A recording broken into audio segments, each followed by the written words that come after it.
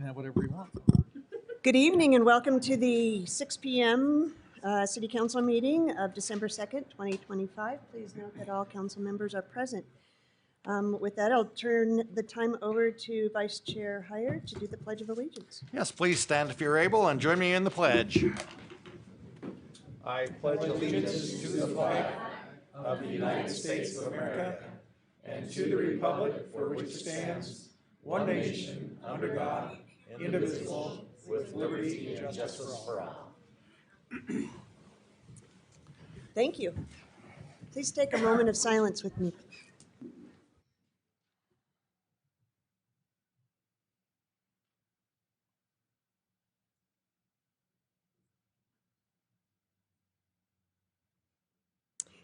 Thank you.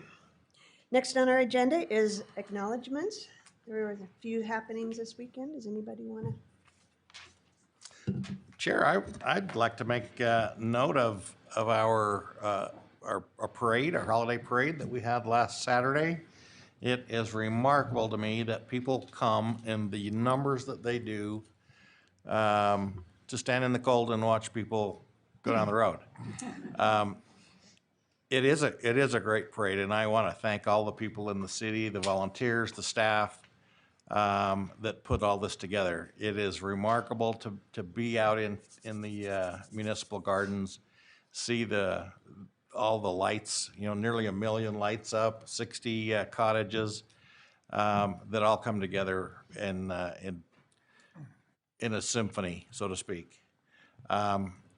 It makes me really proud to live in a town as Ogden and to have all the support of everybody.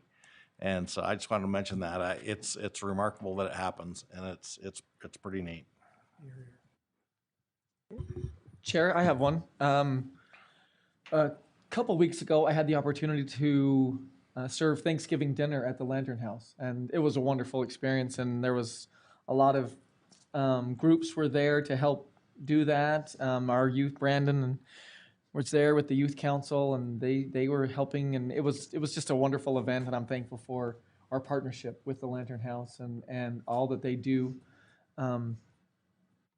to help out our community. And it's wonderful to be involved and to see all the different things that happen, especially now throughout the holidays. And to touch on Councilmember Hires, we rode OGX down to watch them light the.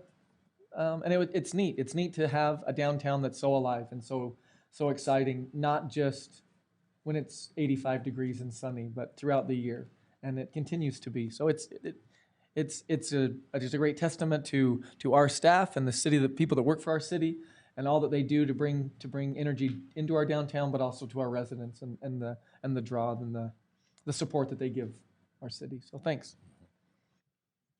Madam Chair. I have two. Two acknowledgements. The first one is for Anna Davidson, who works as a homeless advocate for Ogden City Police Department. She was nominated for the Athena Award. She's a finalist for the Ogden Weber Chamber of Commerce, and that's that's a big deal. So just shout out to Anna. And the second one is thanks to the city for promoting this Christmas season, the great work Public Works do for us. And I just want to say thanks to them for the outstanding job that they've done.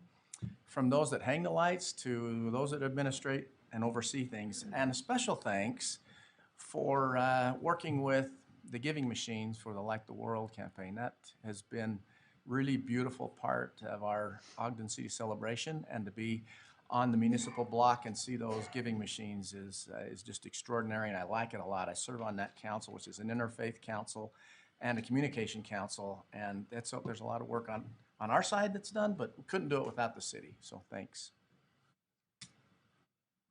Any other acknowledgements? All right, great. All right, let's move on with our agenda. We have the approval of minutes. First is the work session of October 21st, 2025. Councilmember Blair. Yes, thank you, Chair White. I have reviewed those minutes and found them to be correct. And the regular meeting of October 21st, 2025. Madam Chair, I do have a correction to the work session of October 21st, 2025.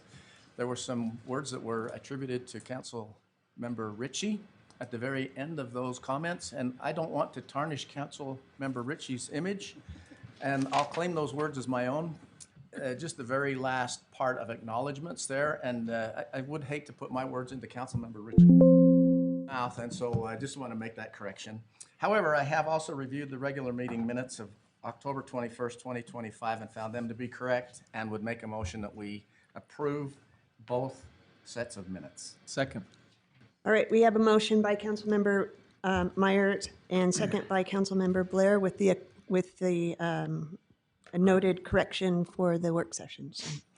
This is a voice vote. All in favor? Aye. Any opposed? Those comments must have been really smart. They were, yeah. They're highly questionable. They involve branding. He wanted to get him off of his back and onto yours. All right, next on our agenda is the a consent item for the Ogden School District surplus of Taylor Jared, Canyon. I'd make a motion that we remove item A from the consent item, which I guess would dissolve the consent item on the agenda so that we might have discussion. Second.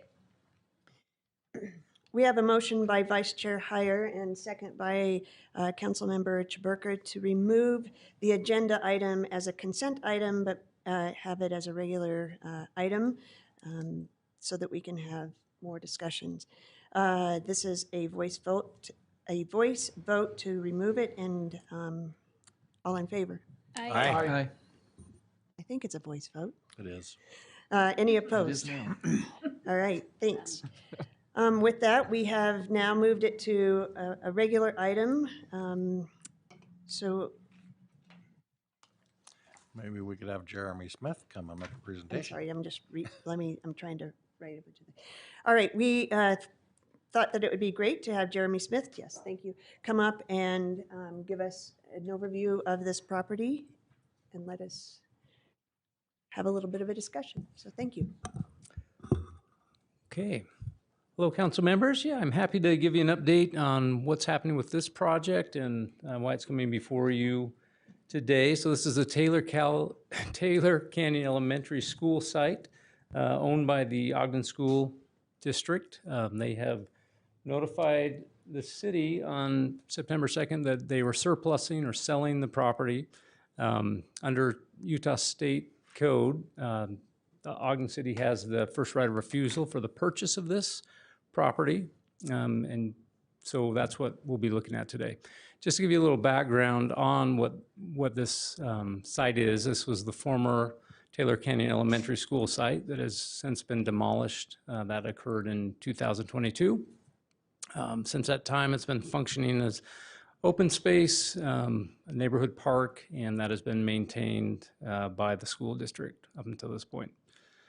Like I mentioned, the school district has notified Ogden City of its intent to surplus the property. With that notice, Ogden City has until December 2nd, today, to formally notify the school district of its intention to purchase the property. And so the resolution that's being brought to you today is just an acknowledgement of the city's intention to move forward with that purchase. As I mentioned in the work session, this is not a formal agreement like a real estate purchase contract agreement. This just notifies them that the city is interested.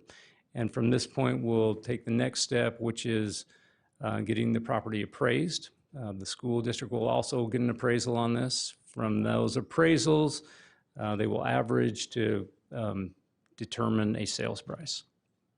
From that point, we can move on with real estate purchase contracts and agreements and all the other negotiations that come with land transactions. But again, this is just the first step that allows us to notify the school district that we are interested. But it's not a legal binding requirement that the city purchase it if it's determined that from the appraisals or whatever comes up that the city isn't interested. So with that, just a little background on the site itself. It's 4.23 acres, slopes east to west moderately, and is surrounded by residential. The majority is the R16 residential zone. And that would allow for similar zoning for this parcel as well, housing, but also park. And there's a list of acceptable things that could be allowed on this site. And as mentioned in the work session, administration does have a desire to look at this from the perspective as maintaining an open space use to some degree. With that, I'm happy to answer any questions about the process of acquisition. As far as future plans for the park, I don't have information that can tell you what, if this would be a park or what the intended use would be at this point. So happy to answer any questions you have. Jeremy, I have a couple. I forgot to ask these in the work session. I know there's some stipulations with buying this property or buying it through the school district. If the city were to buy it and then sell it to, again, I'm not saying anything, just if the city were to buy it and then try to sell off a parcel to a developer, are they still held to same restrictions, or is there any restrictions? There are. So the stipulations that the city buys it under, that has to meet those requirements that are found under that surplus provision that the state provides. Those do pass along to the development. It can't just be wash of those upon just a future transfer for that, as long as the city is the one selling it at that point. So those do maintain. Okay. And then next, I got to see what I said here. Oh, no, I was going to ask, because the school district has been so gracious with the timeline and their willingness to work with us, what's the reasoning for doing this tonight, and what happens if we don't do it tonight? Yeah, it's a great question. So the reason for doing it tonight is to meet the formal requirement from the state. So as the city, we prefer not to just operate under good intent and the word of mouth. If we know we're interested in this parcel and we can fulfill that obligation of meeting it in the time, then that's the recommendation to do so. We don't believe that, if they decided not to, that they would all of a sudden decide to sell it tomorrow. But at the same time, we always feel it's better, safer to operate under the statute. Jeremy, I can add to that too. Since I've been the one that talked directly with the superintendent, when we talk about these deadlines and the timelines, he reinforces as well and repeats. He's like, just know those are state minimums and they're state minimum requirements. In a lot of different settings, when another district might be going through this and they're putting it out there, they might have a timeline that needs expediency I think the statute's intent is to make sure that they have a minimum requirement for timeline and that the district isn't strung along forever with an unset boundary for time. In this case, the goals for the district don't really diverge very much from ours. They want strong, healthy neighborhoods. They want strong, healthy, stable schools. They want students in our neighborhoods that stay in those neighborhoods because those same kids stay in their schools. There's a lot of discussion and different opinions around policies as to whether building homes does that or having open space does that. The fact of the matter, in my view, is that both do. Open space and parks and access to recreation and healthy lifestyles and meaningful connections with each other create strong neighborhoods, and strong neighborhoods support strong schools. And so from that context, when I talk to the superintendent, and he can't speak for or vote for the school board members, so there's always that question, he's like, we know that the city is working in good faith. We know that you guys are an important partner. We're here, we're available, and we're open to discussions. Please don't drag it on forever, of course. So out of professional courtesy, we won't. But we're just doing these things because they're state required minimums in law. Yeah. So one of the lines in the ordinance or the resolution says that the mayor and the members of the city council have through public engagement determined there's a strong community support in maintaining the property for open space. Other than one rainy, really rainy day, there were only 2 council members that were there. Has there been other engagement, public engagement? Has there been other public That engagement? wasn't me. That wasn't my forte. Sounded just like you, but it was Well, so I don't know which other public engagement has happened through the Ogden City Council. Has there been I can any speak to that if engagement? I'm the one that asked for that provision. If I can help, Yes, we were there on the rainy day, and that was a really good discussion. I thought it was a really good gathering, really good questions and good discussion. The neighborhood has organized itself and has a neighborhood Facebook page, for example. But within the neighborhood, Stacia is one of the neighbors who works in community engagement and public engagement for Utah State University. She's offered up a lot of her help and services and support. She's helped draft a community survey. She shared the results of that survey with us. They've had multiple gatherings and potlucks to discuss it. Stacia has been a really good source for bringing neighbors and input from the neighborhood and gathering it and bringing it to me directly so that it's easier for me to kind of digest and summarize. So that's where that was coming from my perspective. If there's anything else the council members did, of course, love to hear that too.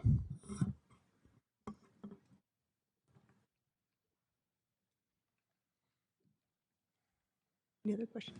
Yeah, I just was, so as far as engagement, I talked to a number of people about it, you know, but just individually, being on the campaign trail recently. And so but it would have been interesting to know what some of those other reports or those other meetings, I don't know if those reports were sent to council leaders or staff or anything. That would have been good to see. But my question really is, I know, and I asked this in the work session, when last time the school surplus property, when this came to us, at this point, we had an appraisal already. I don't know how long appraisals take, but we are at the 90th day. And so we've known about this. I don't know if, I'm assuming we already have an appraisal ordered, but we don't have the answers back on that one. Do we know if the school district's ordered an appraisal, and why would they, you can't speak to why they would have surplused it without that process this time around versus last time. That's an interesting piece of information. It'd be nice to kind of know what the property's appraising at. Sure. And I can just tell you right now that no, there's not a current appraisal on this property. And compared to the last time we went through the surplus property, we were, I think, ahead of the game when we acquired those properties or looked at that. And it's not necessarily a requirement to have that done before this notification is sent. So we were technically out of order a bit, even though it's nice to have that up front.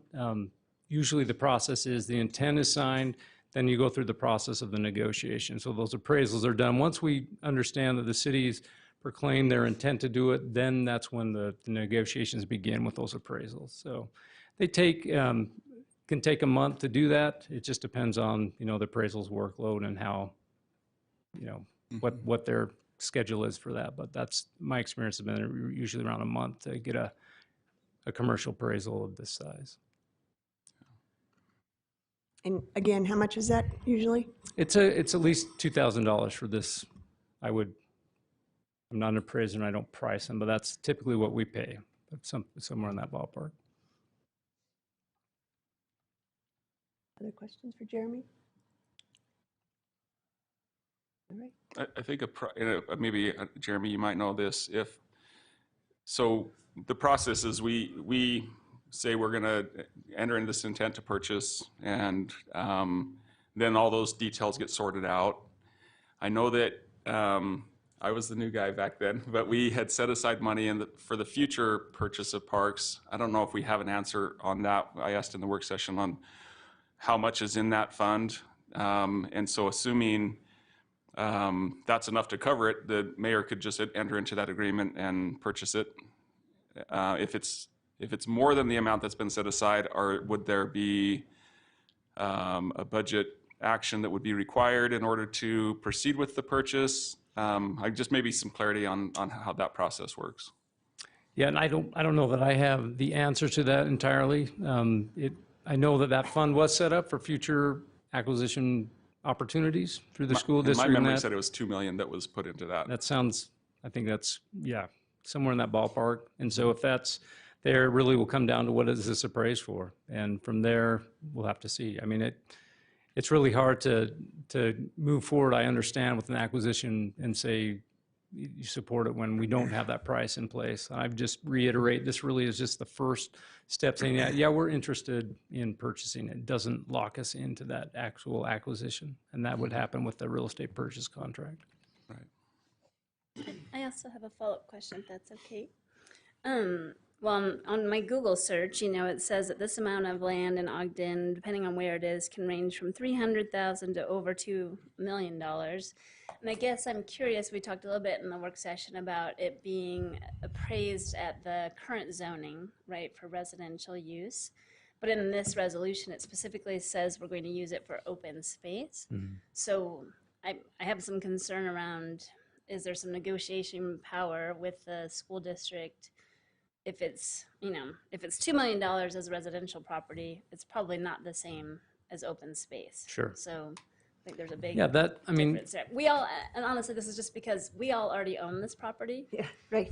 So we're kind of buying property for ourselves again. So that's why I'm wondering. And I don't want to short the school district their money, but, right. it's- No, I understand. yeah, It there's a does conflict seem a bit valuable. redundant, but the reality is it's a different entity with different sources of funds. So if it was the other way around, we wouldn't, we'd have to look at it that same way if we were Yeah. disposing it to the school district. The challenge that we have is without that valid appraisal, I'm not going to guess what this Right. is at this point. I would just be wrong. So I won't throw that out there, but No, I'm sure this is probably lowballing it, honestly. yeah, and I mean, we've all had that experience with Google answering our questions, right? It's take it with a grain of It's the salt best on guess that. we've got now. Yeah. So I think I would just be a little wary on that part of it. But sorry, you asked me something else. I can't. Oh, no, do you think there's any negotiating Oh, power yes, with yeah. the school district, understanding if in this ordinance it's saying we're leaving it all open space, which is And that- not really what we all discussed before, but. That is just one thing curious that we about can that. definitely put into it. It doesn't outline in the state ordinance when I read it. It doesn't say these are all the requirements. Typically, when you get appraisal, it will appraise for the highest and best use, and that'll take whatever that zoning is. What's the most money you could get out of that if you were to sell it on the open market? And that's the way that's looked at. However, there are provisions where you can say, okay, if you were to use this as an open space, what would the value be there? And that could be a line item in the appraisal that we could emphasize. And that then would just be a negotiation with the school district saying like, do you agree that if we keep this open space that you would accept this value? And those are things that could be discussed. Well, maybe that is something to add, if you have to add it in the appraisal request. Sure. Yeah, absolutely. Jeremy, can I just also point, I think this is important, again, in my engagement. The number one concern I had, or that was presented to me was, they're just going to put apartments there, right? And so, in fact, we even had a meeting where somebody said, well, it's already been done. They've already heard that they've got a developer selected and they've already sold it and it's going to go to apartments. And I was like, wait, where? I never heard that. But just from a clarity standpoint, that's never been the case. It's not zoned for that. It couldn't do that. In order for it to do that, it would have to come through a rezone request and all that. So I just wanted to, I think that's important to put out there that was, again, in my engagement, that was always the number one concern, that was going to be turned into an apartment building. And honestly, that's not the first time I've heard that, and this is not the only site that I've heard that rumor on. So I think that's a common thread. Anytime there's a vacant parcel up for sale, somebody out there is yelling that they're going to put apartments on it. The reality is the zoning controls the use of this, and anyone that looks into this will see this is zoned for single-family homes. It's about you would have to go through an entire rezoning process. We typically don't spot zone in the city where you would have a residential neighborhood with an apartment complex dropped in the middle of it. That would be a tough sell, I think, for anyone that's making that decision. But again, I'm not on the planning commission or anything, but no, as far as my knowledge, this has never been thought of as a future apartment site.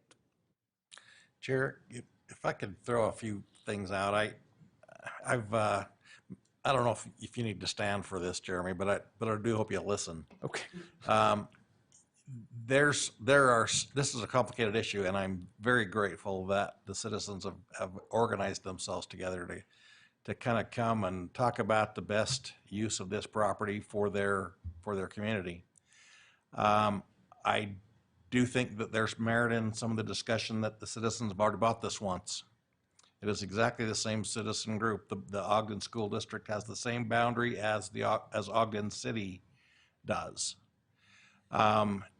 If Ogden City were to purchase this property and then have to clean it off, put in a sprinkler system, put in other amenities to make it a usable park, and then maintain it in perpetuity, there's a huge expense. I proposed that the school district has already made this a park when they demoed the school. Now, just to plant a seed, and I think that this, I'm glad you're all here, but I also hope you'll go to the school district meetings and make public comment there. The Mount Lewis Park up in the north end of town, we did make some negotiations with the district. The old, what was the name of that elementary school that we took down?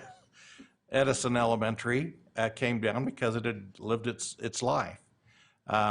The negotiations with the district were that they actually maintain ownership of that property, but the city, through an interlocal agreement, took responsibility for developing it and maintaining it at the city's expense. Now, that sounds like a perfect thing to do here if that's what the neighbors want to do with that property. There is another issue that I think complicate this, and that is that there are other parks in very close proximity to this one that make a bit of a glut in open space. I don't know that anybody really needs that many parks that close. But it's a discussion that has to happen, and you all have to have it. I don't live there. It doesn't matter to me. But anyway, I just want to plant that seed. You guys need to decide, okay, do we need all this park, or is one big one going to do it? How does it function? What are we going to do with the park? And what do we do with the other ones? I mean, the school district, when they were disposing of those other three the last time, school district or board members came to me and said, we'd really like to see that turn into single family homes, because they have kids that feed into our schools, and we really need students in our schools to make our schools viable. So there's all these things that really are things that need to be considered. I trust, and you folks are in a good position to make that consideration. But I hope you'll also have your desires made at the school district meetings as well as here. And those are the things that kind of have to happen before we decide how we're going to acquire this. Can I speak to that? Yeah. I love the comments because let's be candid, and I've said this a million times. The timeline for the proposal caught me completely off guard. I think it caught all of us off guard. I think that this property, this project, this proposal was totally hijacked and used for political purposes, and it made everything really, really hard. We were really, in our minds, just sort of on track with studies that we were doing and the synchrony of and the timelines of our budget process and the budget hearings and the team that I'm working on right now with bringing me forecasted projections, et cetera, starting in January. That was more the timeline than I can consider what this kind of a cost and implication would have on our budget based on the projections and cost versus actuals, et cetera. I didn't have that opportunity before I put this before you. And so, yeah, the timeline's been challenging. Because it really wasn't this collaborative thing that came about. So we just had to deal with it and be as collaborative as it could be with the timeline that we were dealt. And so I expressed that exact same sentiment or something similar. I don't remember the question asked, but when we were sitting under the tent and the awning and the rain was pouring, I talked a lot about how us and the district share taxpayers. And this is honestly a notion that really has not been used enough in the past. We are not a city with enough wealth, and our families can't afford for us not to work together and act as though and spend as though we are one. And so this notion of having taxpayers having to buy it twice resonates with me. And that's why I want to have room to have the negotiations and discussions with the district. Now, when those discussions happen, I can't ask the superintendent to speak on behalf of all the board members, just like I can't speak on behalf of all of you. I mean, I love the input that we're having and the discussions we've had since it got on the agenda, because now I get to hear the opinions of all 7 of you, and we can just have the discussion and get good input and good feedback. And now I've got some really good input to go back to our discussions with the school district with. That's just how collaboration and communication happen, right? That's how it works. And so I just want you guys to know that I don't disagree with anything you're saying, and that I want to find a way to make this work for Ogden City's people. The same people, the same families, parents, and kids that go to the schools. There's just no difference between the two for me. Now, the state law is the state law because most school districts and cities don't share boundaries like we do. That's a real gift, to be honest with you. When we develop plans and assign school resource officers, there's one district and one department, and we are one Ogden. And other districts are really, and cities are really jealous of that. And so let's take advantage of that opportunity and let me have more discussions with the district. The neighborhood can certainly have more discussions with school board members. You guys can do the same as well, right? But I just know that there's good people at the district that want to do good things for the schools and for neighborhoods and for Ogden. So I sense there's room for all these things. I just can't answer for them, just like I can't answer for you. So I really appreciate all the input tonight. One other point I would like to make, though, and that is that I think if there is a transfer that takes place between the district and the city, fair market value has to be paid. So if in fact that was going to happen, but the district was amenable to partner with us, I guess is a good way to put that, we could rezone that to an O1 property, which would make it much more affordable for the city to acquire. If they're, unless they wanted to maintain ownership, just like they do with the Mount Lewis, that part of the Mount Lewis Park. Those are all things that can be puzzled together and pieced together. So I just kind of want to throw it all out. Madam So, Chair? yeah, so I have a question real quick. So who's making the decision? Is it the district or is it the school board? Because I think the school board, I mean, honestly, this is, they know our time. I mean, they know when our budget is. I mean, we've got things like earnest money to put down that we don't have money for, those kind of things. Like, I think, is it the district or the board that's making the decision? I think it's one and the same, frankly. No. The they're board for- already made the decision, right? They surplus put the it up for property. sale, to surplus it, so now I think it would be up to, wouldn't it be up to the superintendent to negotiate? Probably their form of government is a little different than ours. He reports to them. I'm duly elected and independently elected and independent of the council. In their form of government, the district superintendent works at the discretion of the board, just like you would for a nonprofit. You have an executive director and board directors. It's the same setting. How they handle it and how their authorities land, I'm not quite sure. That's sort of theirs to decide. I just know that I've got a really good line of communication with the superintendent. Madam Chair? I am very in favor of our acquiring this property for the city. However, I would really appreciate information from the administration on the study of what Vice Chair Heyer brought up, of what the best use of the land of all of those parks that are kind of in that same area would be. And do you have any timeline on when that study might be available for us as a council to be brought up to speed on? Yeah, so the Proposals study and that we're use. referencing is a parks utilization study. It's the same thing I've referenced to the neighborhood. We were not on the timeline for that to happen as quickly. We've got really, really drafty numbers and projections. What it is it's looking at measuring how many people are using which park and when, and for what type of use. How does it line up with our programming that we do? Are people using this park outside of when we program things like soccer games, et cetera? And where can we start to position those different uses? Is it a playground just for playing, like we have at JC Park? Is it a place that's specifically for playable space? Those kinds of questions, because we're looking at how do we balance all those demands across the entire city. I think we'll be ready sometime around toward the end of the month, around the end of December, to share that report, hopefully, maybe the beginning of the new year, somewhere in there. But yeah, happy to share when it's ready. I just don't want to send a half-baked report.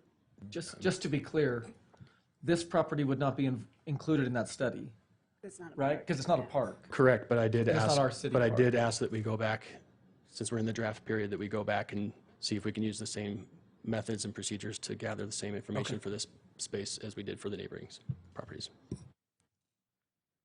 Chair? Yeah, I'm really glad the neighborhood is here. Thanks for your engagement and thanks for coming. And to dovetail with what Councilperson Ritchie said, it's really easy to talk amongst yourselves and decide between two people that apartments are going there, and then it spreads like wildfire. Pause, pick up the phone, and call one of your council members, please. I would much rather take calls than have a lot of misinformation catch fire in a neighborhood. So never hesitate, that's what we're here for. You've heard that this 90-day clock began running after the school district determined that they were going to offer this as surplus property or designate it as surplus property. On day 84, up until day 84, we had heard nothing about the proposal that's before us tonight. That was last Wednesday at 2:30 in the afternoon, 3 hours before the Thanksgiving holiday commences. Okay, so here we are now with really no work session on this and no information, being asked to make a determination about what we want to do about this property. We don't have the parks utilization study. We don't have any information from the community itself with regard to the meetings you've had and your wishes and that sort of thing. And I know the mayor has it, and we'll look forward to learning more as the next 90 days goes if this passes. In addition, we do not know the purchase price of the property. We don't know what the cost of redevelopment of this into a park might be. We do know, just for instance, the number that's kind of rattled around is somewhere between $3 and $5 million to buy the property. We know that Lester Park's redevelopment looks like $7 million. And then there's the cost in perpetuity of maintenance, upkeep, and the cost of water to keep it kept. The question of taxpayers buying this twice. As a parent, I'm a little embarrassed. I bought one of my kids a car, and he was interested in a different car, and I bought the car I already bought back from him and gave it to the next kid in line with a driver's license. And that's kind of what we're talking about here, taxpayers buying property twice. In addition, I'm curious, and I don't have the answer to this. The school district decommissioned that elementary school, tore it down because they couldn't fill it. Are there enough families with children to fill the park now? I think there's a relationship there somehow. So I guess what I'm saying is I'm very glad that the mayor has indicated that they don't have the money to buy this property without coming back to us with a budget resolution or to budget for its purchase. Because even though I'm really excited about parks, I love our trails and the outdoors. Ask anybody, I spent a lot of time in it. I need to consider not just the Taylor Canyon neighborhood and their wishes. I need to consider the entire tax-paying public that is Ogden City when a decision like this is made, because the millions of dollars add up. And honestly, we don't have millions of dollars just laying around. So we need to be very jurisprudent about where we spend our money and where we invest it. And we really need to make it go in Ogden City. So those are my concerns, and I look forward to the engagement that we'll continue to have over the course of the next 90 days. Can I just piggyback?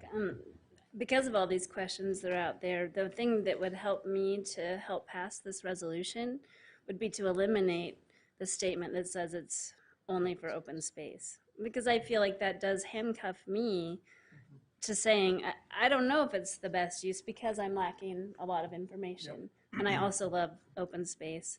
And I have spent a lot of time in this land as well when I lived in the neighborhood. So that would make me comfortable if we could just amend it to eliminate that whole statement. That'd be helpful. But I don't know if anybody else feels that Since way. we're piggybacking, I'll Yes, piggyback go on that. ahead. Yeah, because there's a contradiction in the packet, right? The proposal reads the adoption of the resolution of intent to purchase a surplus property would allow the city to continue to work with the school district to determine the best purchase price and best purpose of the property, right? Which, and then in the resolution, it doesn't say any other purpose. It just gives one purpose. And maybe it's the same little birdie that told everyone that we were building, that the apartments could be built there. But I had heard from a little birdie that all of you would be here tonight to thank us for buying this to turn it into open space. Yeah. I don't know where that birdie comes from, but I think that I agree. It kind of handcuffs what we can do because it's already laid out in the resolution. So maybe, and I was just thinking, I mean, I think these people are all here, A, because they love that area, they love the park that they have had access to, and I'm sure they saw your social media post that talked about turning it into open space. So maybe could you just share a little bit about that vision of what you think it could be or what you want it to be? Sure. Excuse me. So as I've engaged with the neighborhood, but also as I've engaged with our own park staff, one of the comments, and I'll never forget the time, where'd Monty go? Okay, oh, he had to go pick up his son. So Monty Stewart's our parks director. He and I were sitting with the editorial board, the Standard Examiner, and one of the things that we just continually talk about is that Ogden City doesn't have a lot of big parks. We have a lot of parks. We have a lot of small parks, and people use those some. But what people are really drawn to are large, amenitized parks that draw people for a lot of different uses and a lot of different things. And that's kind of the notion around what we're doing with Lester Park. That is a really important piece of property for that neighborhood. And so if you look at the open spaces that we have, yes, I understand there's 2 parks nearby. That's why we're looking at utilization of those parks. But I think that, in my view, Taylor Canyon offers an opportunity for us to have a large, consolidated open space that draws much bigger uses and demand and stable activation from the neighborhood. And so I think that what we put forward, frankly, I think is a good idea. I think that I needed to get through this timeline so that we could have continued discussions with the school district. I needed to do this through this process to see where you guys all stand. Clearly, I know that now. But I think there's an opportunity for us to have a bigger park than we would have had otherwise, and for us to have future decision-making space around the parks that are nearby. I agree, though, I don't think it's fair that taxpayers have to pay it twice. And I would love whatever money we do put into this property would go toward amenitizing it and activating it. That would be, to me, a much more efficient use of taxpayer funds. But again, those are just discussions I have to have with the school district. And at some point, the school district probably has to have input from the school board. But they're probably not going to move on that until we move on this. And so it's a little bit of like cat and mouse, chicken and the egg. But my proposal and my recommendation is that we pursue this with the mindset of having it for open space for the neighborhood, so that we can create a bigger, more concentrated open space that we can invest in and have a bigger, more, I wouldn't quite say regional park, but something that feeds a much broader catchment of the neighborhood and brings more and more people together in one place instead of people dividing it going into multiple places. So I'm just thinking about what's good for the neighborhood, but what's also good for people and helping to develop strong connections with one another. Well, I think one of the things, thanks, Mayor, I think one of the things that's really hard too is that we have to look at the whole city as well. And I mean, I think you would ask Vice Chair Heyer, you know, do you want more parks in your area? And so I think one of the things that we're or at least I am struggling with is where are other opportunities for us to do the same thing? Are we going to have more opportunities from the school district come down the road and have that same conversation? And so I think that's a struggle as well, because we don't have the information. I think one of the things, and I'll be honest with you on my vote, I think this is I'm struggling with the fact that I have literally 3 more weeks or 4 more weeks on the council, and that this decision that I'm making tonight would actually have implications on what future councils are going to have to make the decision, or where that money's coming from, or what pot of money we're going to use it, or are we going to zone it open space, or those kind of things. And so I'm personally struggling with that. I only have a few more weeks, and it just doesn't seem fair sometimes for me to think that I can be making a decision for something that's going to happen.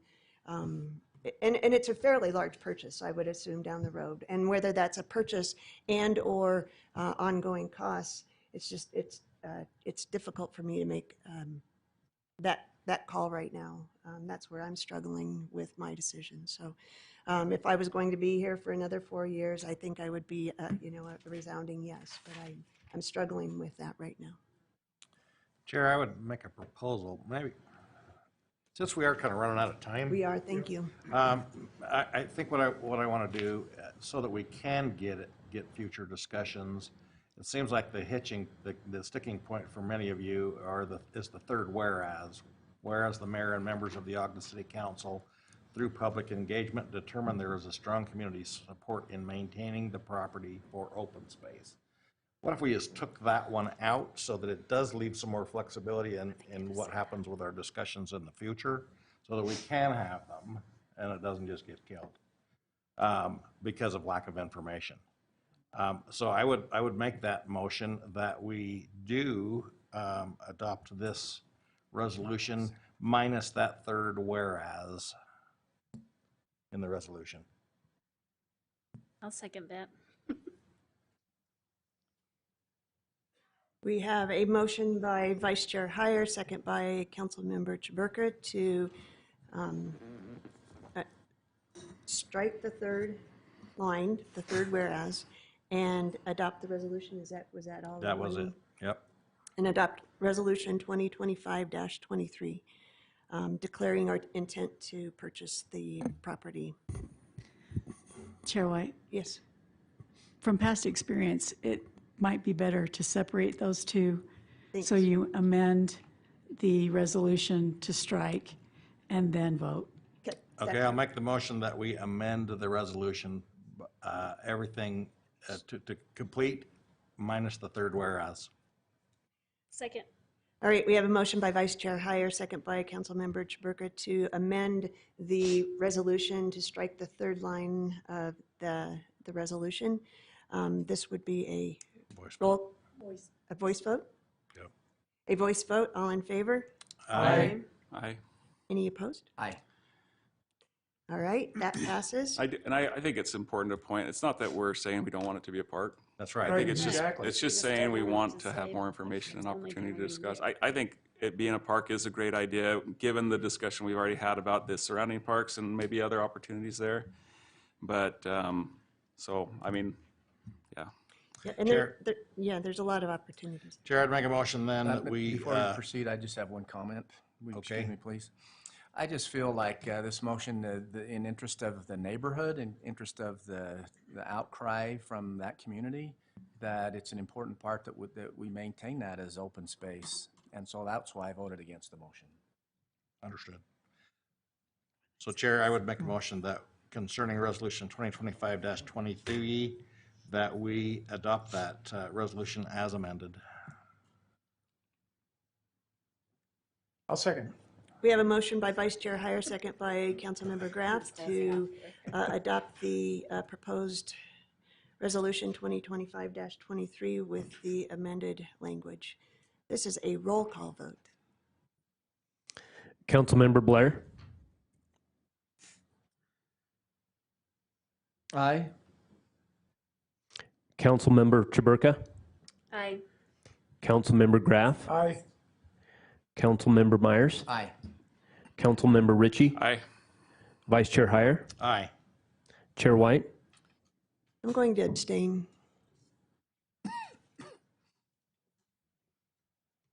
All right, that passes. And I just really feel that this whole, there's a lot of questions that are going to come up that I won't have an answer to because I'm not going to be here. And so that's the number one driving force. Had I been here another term, I would have voted yes. So with that, we only have a few minutes. Chair, can I add some comment too? I want to say out of respect to the council that I've never been opposed to opposition. I've always been in support of open communication and dialogue, and that's what you did. And so, but I just want to reinforce too that when I laid out that idea that we could have one concentrated open space for a neighborhood, that we could draw a bigger portion of the neighborhood together in one place instead of multiple places, that's truly how I feel. And because of the timelines in state statute and what are the required minimums, we didn't have time to have all the discussions and provide all the information. Yep. While you were having the discussion, I went in and took the email with the attachment that Stacia sent me yesterday and shared it with you guys. So now you have it. I'm sorry I was a day late on that. But that just goes to show the timelines that we were forced under because of politics, rhetoric, and freaking gamesmanship. It drives me crazy. It's like we're just trying to do good faith and good things for community and for people. And this is why Washington, D.C. doesn't work, is because people use politics to drive wedges and achieve some sort of an agenda that leads to the little birdie rumors and the high density housing that Councilmember Ritchie, those are all just wasted energy. It's never been discussed. It's never been allowed under the current land use or any future that would be considered, I think.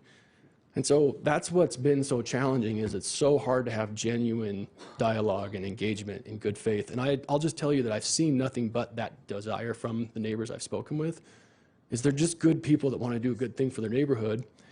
And if we had not met the timeline for tonight, and it was just last week I told you guys in joint leadership that your attorney advocated on your behalf that it has to be a resolution before you today because of the way that the statute was written. So I was proceeding as of just last week that we could just communicate this through a letter to the district, and I didn't think it'd be this big of a deal. But because your attorney advocated on your behalf, informing me of the requirement, we had to push the pedal on this thing. So I'm really sorry it put you in a difficult position without all the information you needed. But that's just the political reality that I found myself in as well. But what you've done tonight is given us the opportunity to have more conversation. That's all I've ever asked. All I ever ask moving forward is to talk and to talk in good faith, to not spread rumors and to just talk to each other and to give one another some benefit of the doubt that we're here trying to do good things for good reason. Because if we had not met tonight's deadline, the opportunity for us to consolidate open space and to even have conversations about those other parks would have been lost and lost forever. And so we had to meet the timeline. I'm glad that we did. I'm glad you did. Thank you for your support in that. Thank you to the staff who helped expedite this and help make it happen. I know it's been hard. And thank you to the neighbors for your genuine engagement and input along the way. This is the struggle of governing and leading.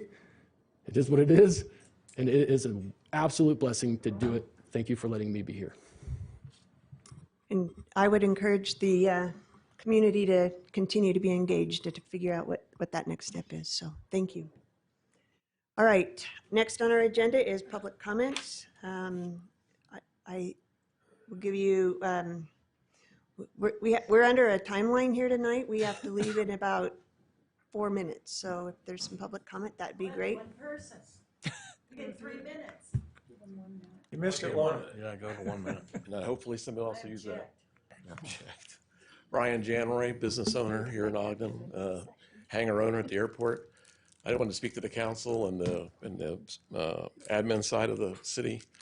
Appreciate the difficult, long-standing conversations about airport management, specifically leases.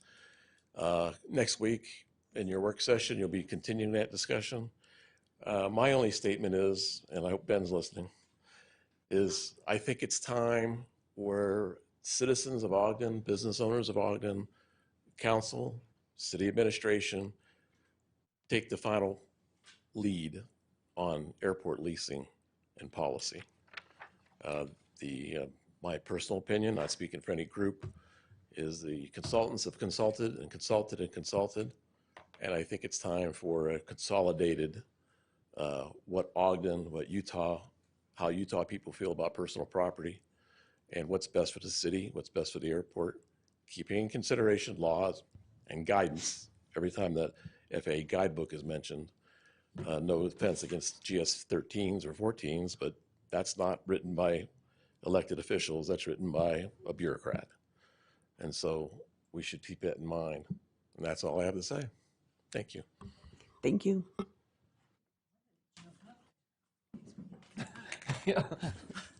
Laura Lewis, Ogden City resident.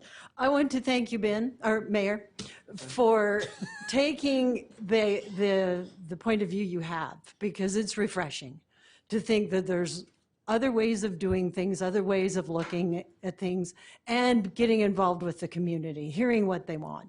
And I think our last election, I'm not sure I like how it turned out, but I think that was a statement. And I read things on why that's happening. It's just an alternative. They're unhappy with what's going on, and so they vote for someone else. And I think that the people in Ogden aren't happy with what the decisions. It's not all about revenue.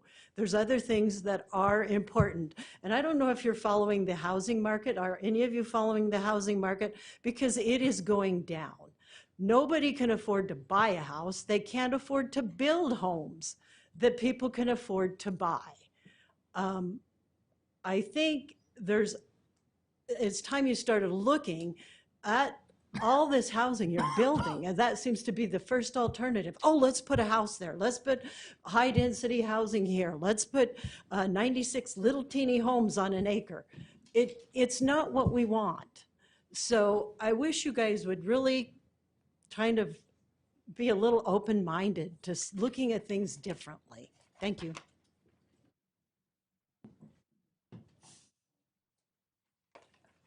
Hello, my name is Rob Allred, born in Ogden 60 years ago. Real quick, shout out to Mayor Nadolski. I don't have a negative opinion of political people. I appreciate everyone's service. But this is the first time in Ogden or across the board that I felt like somebody actually cared what we had to say, listened, explained both sides. He didn't just say, yeah, I'll do it. He told us all the reasons it would be difficult. I'm extremely disappointed in this process of, I'm not trying to place blame, but of communication. And then for all of us to be here, and here we have 4 minutes. And that some resolution was, done and voted without us even hearing about it. Very disappointing, very disappointing. I am going to say, if I've got my 2 minutes still, a couple of points. I didn't prepare because I thought we were here for a thank you celebration. I've bought and sold the real estate. I have an MBA degree. I have some business acumen. I have some history with the city. But first of all, a couple of points that came up. I don't really buy into this buying it twice, okay? I pay the school board through property taxes. I pay other taxes for the city. I don't understand it's a reallocation of resources. If the school board doesn't get it, my property tax can go up. It has to come from somewhere. If you pay more, I've got to pay for something. It's not paying for it twice. That makes absolutely no sense to me. Maybe somebody can explain that. It's a reallocation of the money is what's happening. And another point I want to make, this is not new additional green space. Yeah, I want some for my neighborhood too. That has been a park for over 50 years. Okay, that's not a new 3-year thing. We had Little League football practice on that yard. We played baseball there. We sleigh riding there. That all still happens. This is not new space. Talk a little bit on, I've got a minute left, on expenses. This space is already fenced. It's already sprinklered. I know the lawn's not in great shape. If we were to put bathrooms in, there has to be plumbing there from the school. We're not retrenching out of nowhere. Okay, it has parking off the street. Let's look one thing, my neighbors up by Thomas Park, they don't like it. They don't like it because people park there. There's no parking. They can't even get up and down the street. Kids are running out in the street. I can't speak for all of them. I spoke with several of them that live within 100 yards of that park. That could be some prime real estate. The views off the back of there, a cul-de-sac through there could bring in a fair amount of money and go to this concept of a bigger park. There's a lot of things that could be done. I've heard, I don't have the exact, but sounded reliable, of an individual or group that's willing to fund amenities on that park. Thanks, Mr. Alden. Thank you. Thanks.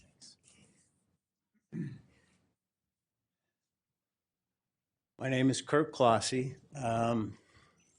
Just short and sweet, I appreciate your efforts, truly. I appreciate your viewpoints. You're all thinkers. I appreciate that. No matter how it goes, I think there's a couple things to consider. Polk Elementary is, from what I understand, is bursting at the seams. It was the kids that were in our neighborhood went to Polk. Our neighborhood is growing. I feel like if we could purchase it now and give Ogden City Schools first right of refusal for a future school, you've banked some good ground. It's being taken care of while we use it. And if you could make some kind of arrangement there, even if you could do a lease or we'll maintain it, you hang on to it, some kind of a legal, you don't have any investment other than time. I truly believe that our neighborhood, and I don't know where our neighborhood boundaries are, they could go clear to South Ogden. There's good people everywhere. The amenities, the restrooms, I'll bet you $1 to a donut that that could be supplied by labor and donation, and the city would have zero commitment financially. I think there's multiple opportunities here, and this is an opportunity. Life goes around, and it's not always around a dollar bill. Thank you. All right, thank you. We're going to have to go to our next agenda item. I just want to make it very clear that we passed this resolution tonight, and it is going to the next step. You guys realize that, right? All right, because it's sounding like you're not realizing that. It is. I don't understand what the resolution says. It's our intent to purchase the, or to work with the school district to purchase that property. Took the option of the park. Yeah, correct. No, we didn't take the option off. We didn't take it off. We just didn't list it as that it had to be that. It still can be. Okay? Yeah. So Yeah. we're going to go to the next agenda item. Do you want to come back for public comment, or we certainly can after our, Yeah, we're going to be a little while. yeah, probably, yes, correct. We are all available by email, phone, text. Please, yeah. All right, Chair, I'd make a motion that we adjourn into closed session for one of the 7 items listed. all right. I'll second. All right, we have a motion by Vice Chair Heyer, second by Councilmember Graff to adjourn into the closed session. This is a roll call vote. Councilmember Chaburka, Aye. Oh, aye. Councilmember Graff, Aye. Councilmember Myers, Nay. Councilmember Ritchie, Aye. Councilmember Blair, Aye. Vice Chair Heyer, Aye. Now I get to vote. Chair White. Aye, that passes. All right. So we'll be coming back in here? Yeah, I think, I mean, it'll be a couple hours. We can come back in and have public comment after that, and we can adjourn from there. All right. Yeah. Or if you really are on and have not hung up and you're just sleeping, you must raise your hand. Yeah. All right, Jason, are you ready for us? Just about. Okay. Thank you, Officer Wheelock. Yeah, I was going to say kudos Yeah. kudos to the officer. Yeah. Thank you, staff. Thank you. I'm like, where's he been the whole time?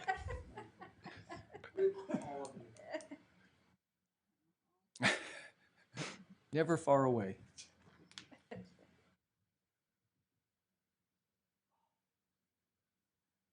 Well, and thanks for the communications team staying too. Big night. You just do calls Okay. It looked like they've been through the ringer.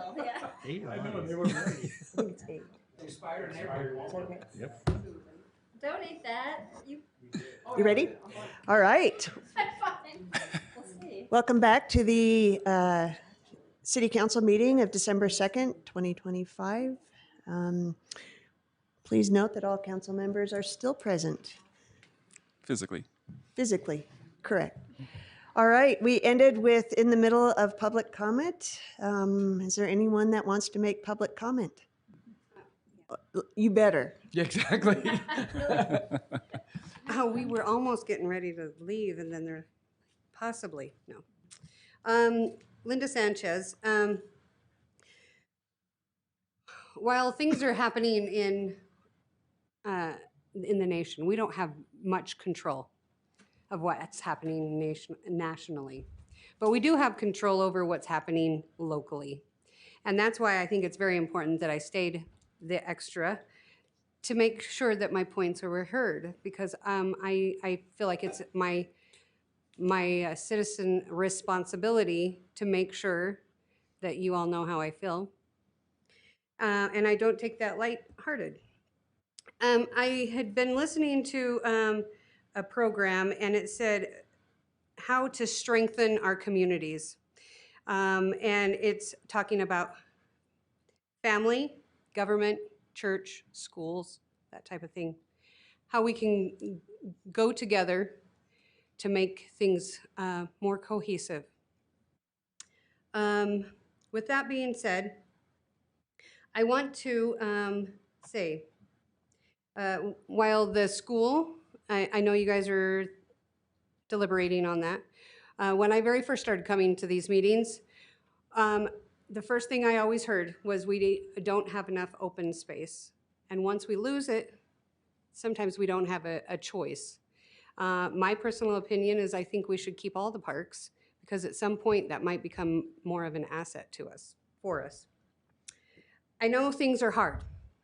With this, I'd like to say, hard times create strong men. Strong men create good times.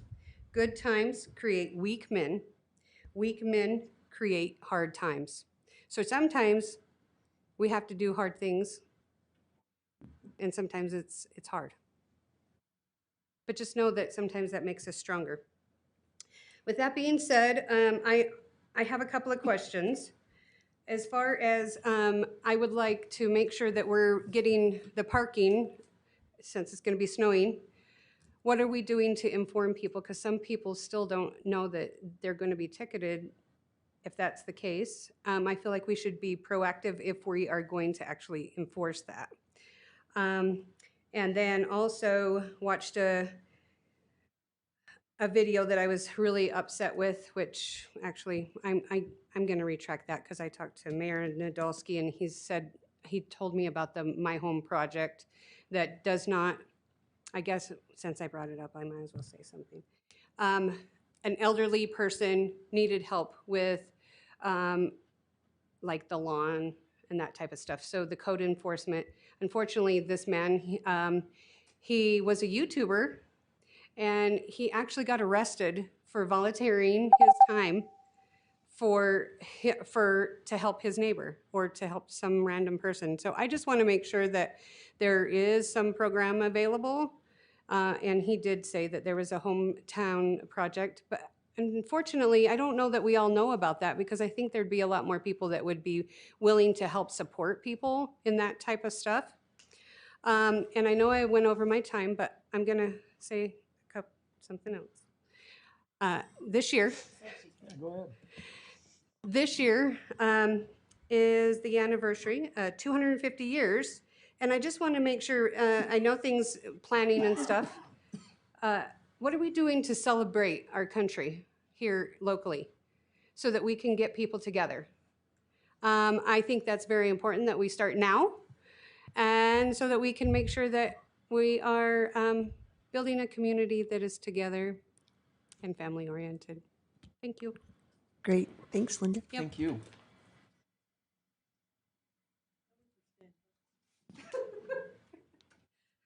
Should we let Laura go again, or just? I I could hear think from she's Laura. got something to say. Yeah, I could hear from Laura. No, I'm not mad now. You're not mad? Okay. All right. Oh, but I wouldn't recognize it. Yeah. All right, let's, anyone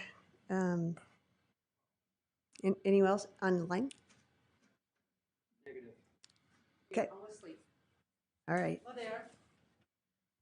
All right, well, thanks. I don't have an answer for the parking and what we're going to do for communications, but I'm sure that we can relay that to administration. It sounds as though they have a fairly, they have a communications team that might be able to get that information out. So thank you for that. And then I'll let Vice Chair Heyer talk about the 250th year anniversary stuff, as he is a member of the Yeah, coalition. I am a member of the America 250, well, the Ogden Weber America 250 Committee. And there are lots of planning things in place. There's not much concrete at this point, but you can expect our council to have a little bit more of a celebratory flag ceremony at least once a month through this next year, with honor guard and so on and so forth. We'll have some education of how our country was founded and some of the interesting little stories that you'd never hear otherwise.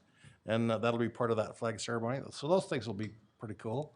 Some of the things that have been talked about, of course, it's not concrete yet, but if you remember during July last year, there was the big flag over the Washington. That will be visiting Ogden also. We've got to be a little careful how long that stays because the sun beats that thing up really bad. But it's gonna spend a prominent place in July on Washington. So our rodeo and our parade will be a lot more attuned to America 250 topics. There's just a lot being talked about, and if you have ideas, please contact me because we're looking for stuff to do. So. And in addition to America being 250, Ogden is 175. Yeah. This year. Yeah. So that's been shared with the administration too, and I know they're fixing to start thinking about it. Chair, I could answer on the My Hometown Ogden initiative. There are 2 community resource centers in Ogden that do weekly evenings where they do classes. They talk about, you can learn how to play the ukulele, you can learn to speak Spanish, you can learn to speak English. And they don't do it necessarily all throughout the year, but they have sessions that they do. The building that we approved the purchase of will become one of those resource centers. And in conjunction with that effort, they do 4 days of service. So 4 times a year, on a Saturday, they invite anybody to come and volunteer their time helping to clean up yards or those types of projects. If you go to the community resource centers, the representatives there, they'll have little badges or lanyards that they wear. You can suggest properties if there's a property you feel like needs to be addressed. I think I saw that same YouTube clip. I like watching that guy going around and cleaning up yards. I don't think that that person that was arrested was in Ogden. I think that was not Utah. But yeah, the point is that we should encourage people that want to help out and serve and lift up each other. And so that's the whole. And then the last thing on that is My Hometown Ogden does present once a year to the council in a work session. I don't remember exactly when that happened, but we could find that date and you could watch their presentation to learn more that way as well. So it's a great program. They've got a website. And they've got a website, yep. My Hometown Ogden. My Hometown Ogden. My Hometown Ogden, yeah. All right, comments from the mayor? Wow. Comments from the, comments from the council? I think it was last time we were here, Linda Sanchez wrote us all a note and just thank you.